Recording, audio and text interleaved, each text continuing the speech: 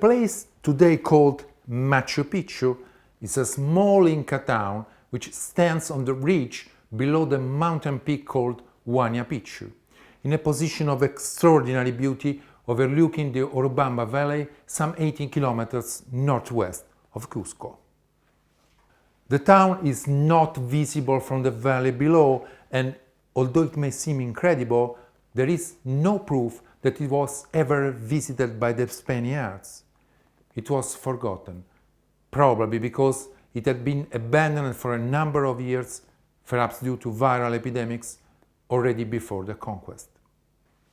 Local farmers, of course, continued to live in the area, but the city was overgrown by the jungle and brought to the attention of the archaeologists only at the beginning of the 20th century by the American explorer Hiram Bingham. We do not know precisely why Machu Picchu was constructed.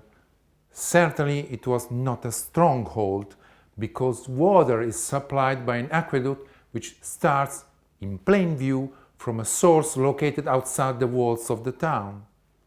The elaborate architecture, and in particular the presence of perfect stone walls and of double jump doorways, shows that it was frequented by the king and by the Inca elite.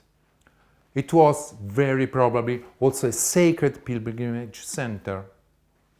The town is in fact perfectly, wonderfully integrated in the nature around, so much so that the masonry structures mix with the natural rocks in bewildering harmony.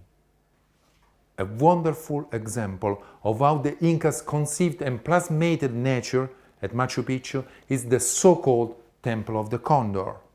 Here, natural boulders of rocks seem to form two open birds' wings. On the ground, a sculptured stone helps the eye to imagine the bird's head, with a characteristic ruff of white feathers surrounding the base of the neck. The result is the image of a huge condor ready to take off or just landed to visit the town. Another example of the so-called sacred rock, a large stone boulder that an artist sculptured as a replica of the profile of the mountains visible on the background. As we have seen, the relationship of the Incas with the sky was complex and elaborate, and Machu Picchu is no exception. The entire town was a sacred place, and as a consequence it was connected in many ways with the entire landscape, including the sky.